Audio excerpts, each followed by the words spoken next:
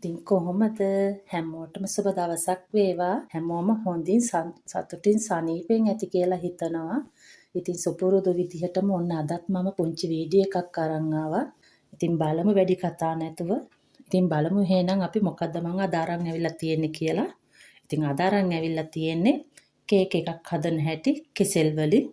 ඉතින් මම අරගෙන තියනවා කෙසෙල් ගෙඩි දෙකක් අරන් තියනවා, බිත්තර ගෙඩියක් අරන් තියනවා, ඒ වගේම කජු ටිකක් අරන් තියනවා, මෙතන වැනිලා තියනවා, ඒ වගේම පොල් ටිකක් අරන් තියනවා, අපිට අවශ්‍ය වෙන පොල් ටික. ඒ වගේම මම රතු සීනි තමයි අරන් තියෙන්නේ. ඉතින් ඔයාලට තියෙන සීනි වර්ගයක් අරගන්න පුළුවන්. ඒ වගේම බටර් ග්‍රෑම් 50ක් අරන් තියනවා. ඉතින් මේ බටර් ග්‍රෑම් 50 මම ටිකක් දිය කරගෙන තමයි එක් කරගන්නේ. ඒ වගේම පිටි අරගෙන තියනවා පිටි ග්‍රෑම් 150ක් අරන් තියනවා. ඉතින් මම මේකට එකතු කරගන්නා බේකින් පවුඩර් තේ හැඳි එකමාරක් විතර. ඒ වගේම අරන් තියනවා පොල් කිරි මිලිලීටර් 100ක් අරන් තියනවා. ඉතින් එහෙනම් අපි යමු මේක කොහොමද හදන්නේ කියලා බලන්න නේද? ඉතින් වාචනයේට දමාගත්ත බිත්තරේ. මේට මම එකතු කරගන්නවා සීනි ටික. ඉතින් දැන් මේ හොඳින් බීට් කරගන්න තමයි අපිට තියෙන්නේ. ඒ වගේම ලුණු ටිකකුත් එක් කරගන්නවා. දැන් එහෙනම් මේක හොඳින් බීට් කරගනිමු.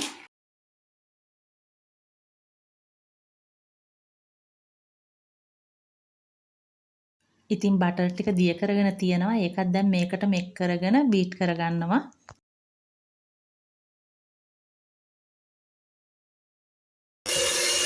ඉතින් දැන් මේ විදිහට පොල් කිරි ටික ටික එක් කරගෙන මේකත් බීට් කරගන්නවා. හොඳින් බීට් කරගන්නවා සීනි දිය වෙනතුරු.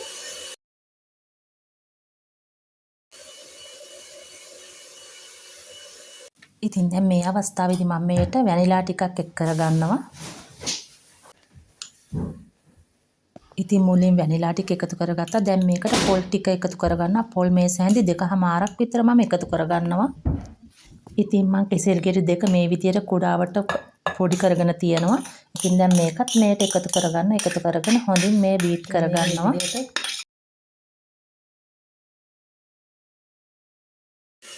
ඊපස්සේ මේකට ඉතුරු පොල් කිරි ටිකත් එකතු කරගනිමින් හොඳින් බීට් කරගෙන මේ ඔෆ් කරගන්නවා.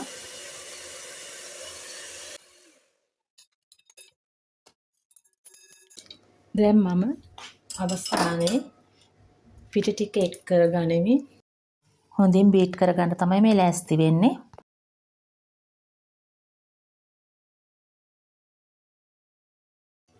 ඉතින් මේ විදිහට පරිස්සමට තමයි මම කලවම් කරගන්නේ.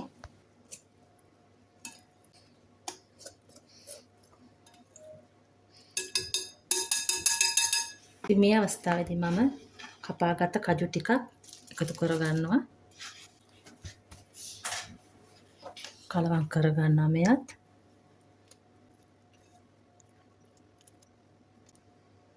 දැන් මම මේ තැටියට දමා ගන්නවා. මම තැටියට කොලයක් දමාගෙන තියනවා තෙල් කඩදාසිය. ඉතින් දැන් මේක අපේ මිශ්‍රණය මේට දමා ගන්නවා.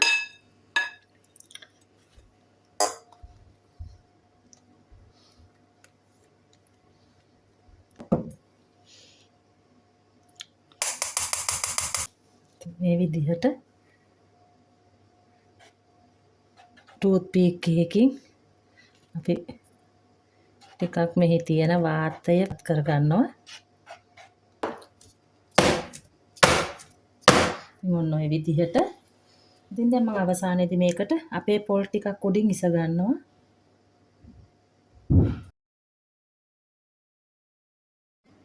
ඉතින් දැන් මම මේ ප්‍රීහීට් කරගත් oven එක උෂ්ණත්වය 170ට විනාඩි 35ක් 40ක් විතර බේක් කරගන්නවා. ඉතින් ඒ බේක් කරගෙන ඉඳලා වෙලාව හරි ගියාට පස්සේ මම ටූත් පීක් එකකින් බලනවා කොහොමද කියලා මේක. ඊට පස්සේ තව ටිකක් තෙතමන ගතිය වගේ තියෙනවා නම් තමම විනාඩි 5ක් 10ක් විතර බේක් කරගන්නවා. ඉතින් එහෙනම් මම දැන් යනවා මේක බේක් කරන් එන්න. ඉතින් හරියටම විනාඩි 40කට පස්සේ මගේ කේක් එක හරි අපූර්වට බේක් වෙලා තිබුණා.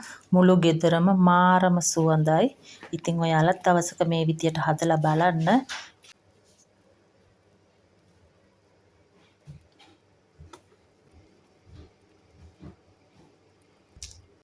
ඉතින් මේ තමයි මම හදාගත්ත රස බනානා කේක් එක. මේක මාරම රසයි. ඉතින් දවසක ඔයාලත් හදලා බලන්න. ගෙදර හැමෝම ආස වෙයි. මොකද අපේ පුතාලා දෙන්න හරිම ආසාවෙන් මේක කෑවා. ඉතින් එයාලා ආසාවෙන් දෙයක් කනවා කියන්නේ ආයේ ඉතින් ඒක ඇත්තටම රසයි කියන එක තමයි ඉතින්. ඉතින් වෙනදා වගේම මාව අහන් හිටපු මාව බලන් හිටපු ඔයාලා හැමෝටම බොහොම ස්තුතියි ආදරේ කියලා කියනවා. ඉතින් නැවතත් ලස්සන වීඩියෝ එකකින් හම්බ වෙනතුරු අදට ගිහිල්ලා එන්න. හැමෝම සතුටින් පරිස්සමින් ඉන්න. හැමෝටම දෙවි පිහිටයි බුදු සරණයි.